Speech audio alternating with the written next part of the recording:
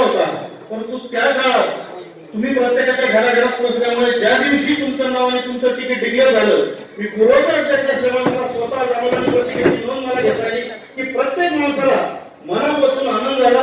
त्यावेळेस सुभाष भाऊ झांबड यांच्या निवडणुकीच्या नंतर आपण काँग्रेस राष्ट्रवादी काँग्रेसची जी संयुक्त बैठक या ठिकाणी आयोजित करण्यात आली, त्या बैठकीमध्ये या बैठकीला आवर्जून उपस्थित असलेले काँग्रेस राष्ट्रवादी काँग्रेसचे अध्यक्ष कोकाटे साहेब, काँग्रेस पक्षाचे अध्यक्ष नामदेवरावजी पवार साहेब, व्यासपीठावर उपस्थित असलेले सन्माननीय आमदार भाऊसाहेब पाटील चिकटगावकर साहेब, आमचे मार्गदर्शक सुधाकर दादा सोनवणे, त्याचबरोबर या कार्यक्रमाला आवर्जून उपस्थित असलेले सन्माननीय मौलाना साहेब, खरेताई, जंगलेताई, जयराज भाभी, सर्व माता भगिनी, उपस्थित सर्व वेगवेगळ्या फ्रंटल ऑर्गनायझेशनचे, काँग्रेसचे आणि राष्ट्रवादीचे सर्व पदाधिकारी मला माफ करतील.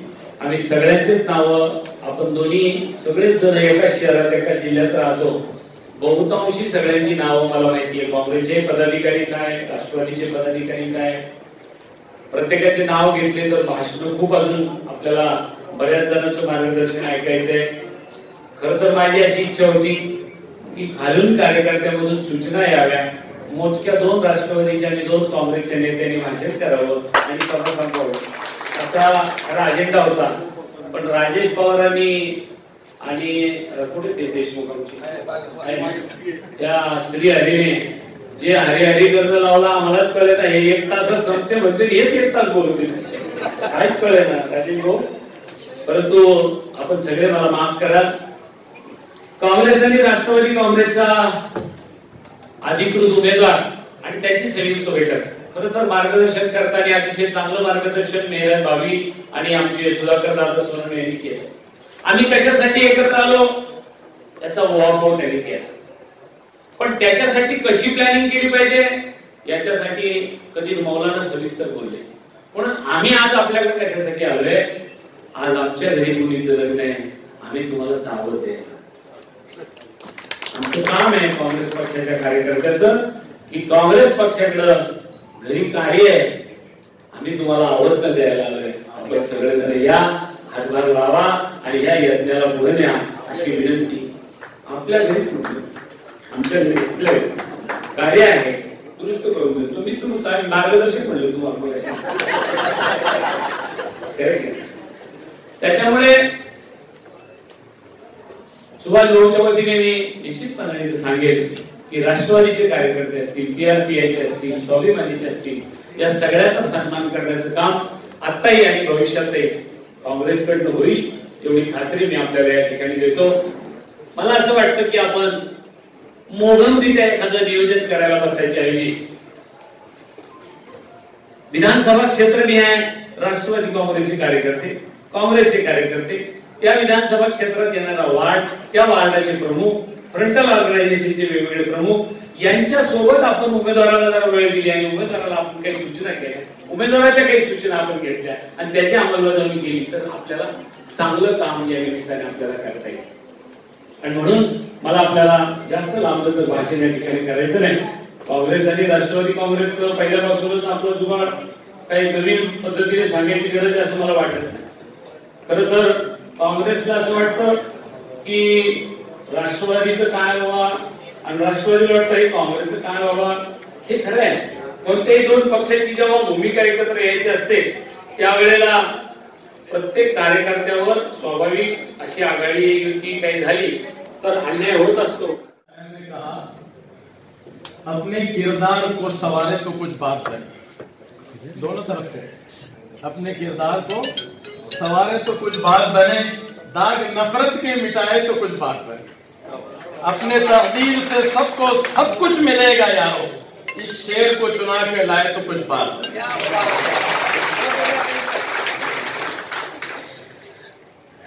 आज सबसे बड़ी खुशी की बात यह है कि राष्ट्रवादी और कांग्रेस पार्टी के ये मनोमिलन का और जिद्दत का ही प्रोग्राम है। मैं समझता हूं पिछले दिनों में जो गहमा गहमी खत्म हो गई। पहले ये चला कि भाई शायद राष्ट्रवादी कांग्रेस पार्टी को टिकट मिलेगा, ये राष्ट्रवादी को भी अगर टिकट मिलता तो इसी जिद्दत से हम लोग काम करते थे, जितनी जिद्दत से सुभाष भाऊ के लिए आज हम काम करेंगे। मैं समझता हूं कि 25 साल के राजनीतिक माहौल के, औरंगाबाद जिले के माहौल में सबसे बड़ी प्रॉब्लम और कालिक लगाने वाली बात हमारे इस शहर को हो गई है। इस शहर में जो एक प्रॉब्लम है, आपको मेरे को आप सबको मिलके ये चीज को खत्म करना पड़ेगा। वो चीज है उमेदवार जाहीर झाल्यानंतर पहिल्या मिटिंगनिमित्त उपस्थित असलेले त्यांच्या 2 अध्यक्षांच्या नेतृत्वाखाली मिटिंग बोलवली। तसे आमचे काँग्रेसचे अध्यक्ष माजी आमदार रामजी पवार साहेब, ज्यांचं आता भाषण झालं ते आमचे राष्ट्रवादी काँग्रेसचे सन्मान्य अध्यक्ष काशीनाथ कोकाटेजी, आमचे मित्र वैजापूरचे आमदार भाऊसाहेब पाटील चिगडेगावकर, आमचे दुसरे मित्र काँग्रेसचे परभणीचे माजी आमदार आणि होणारे आमदार डॉक्टर कल्याण काळेजी, महाराष्ट्र राष्ट्रवादी काँग्रेसचे सन्मान्य उपाध्यक्ष कदीर मोराजी, आमचे मित्र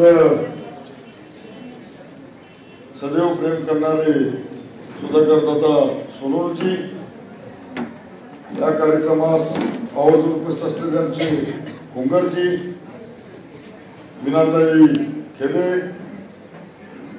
आमच्या दुसऱ्या भगिनी मेहराज पटेल, त्यानंतर आमच्या छायाताई जंगले, आमच्या काँग्रेसच्या सन्माननीय जिल्हाध्यक्ष पांढरताई, सरोजजी मसलगे, या कार्यक्रमास आवर्जून ज्यांनी थोडी नाराजी व्यक्त केली ते आमचे कार्याध्यक्ष नाराजी व्यक्त केली, त्यांचे माझे संमत वेगळे। ते खाजाबाई ते नगर शौक्याची अरे बाकी का जो वादा करे थे वो कागज बोल के वादा किया वो निभाना। लोगों को गैर समझ, एक मिनट लोगों को कुछ गैर समझ नहीं होना है। ये वादा महानगर पालिका का था, उसकी बात करो, लोग समझेंगे तुम्हारे कुछ बोले तो सामने कुछ क्या नहीं था। 20 लाख रुपए दिए थे दरगाह को आपने,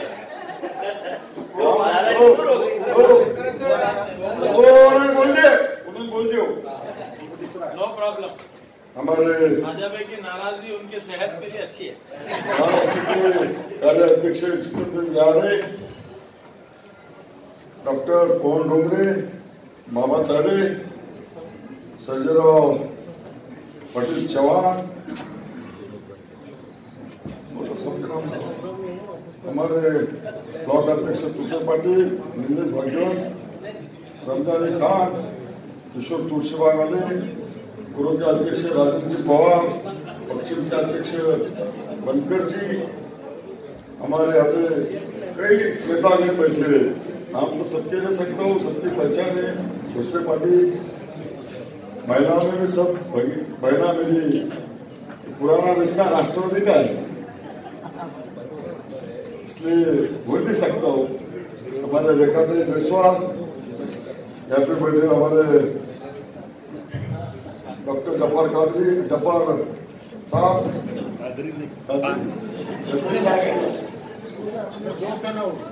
उपरांत सभी कांग्रेस राष्ट्रवादी के नेतागण, मेरे माता और बहनों और युवा मित्रों, आज मैं कोई भाषण करने वाला नहीं, तो भाषण और मार्गदर्शन हमारे स्टेज के नेताओं ने कर दिया है। मैं खाली आभार व्यक्त करना चाहता हूं उन व्यक्तियों का जिन्होंने आप लोगों के भरोसे पर मेरे पे विश्वास किया।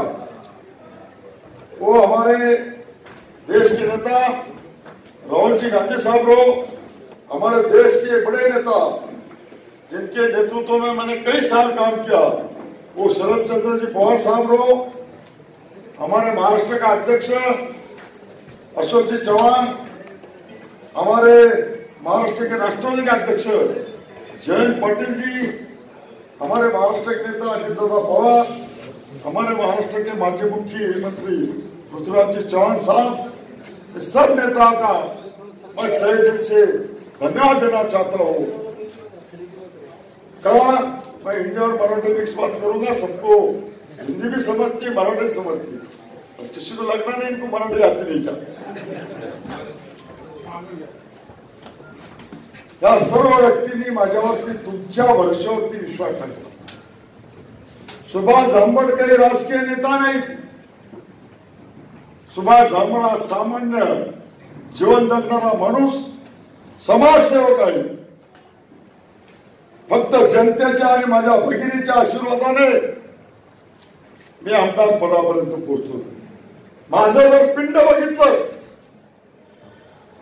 एक शेतकरी कुटुंबातील माझं पिंड आहे, व्यापारी बी नाही। व्यापार आम्ही बंधू जन्माला आल्यानंतर शिक्षणाकरता औरंगाबादला आलो, म्हणून व्यापार उद्योग व्यवसायामध्ये चालू झालं। पण त्याच्या अगोदर आमच्या वडिलांपर्यंत शेती हा एकमेव आमचा उपजीविकाचं साधन, अशा परिवारामधून मी आलेलो आहे। म्हणून आमचं कुठलंही राजकीय पिंड नाही।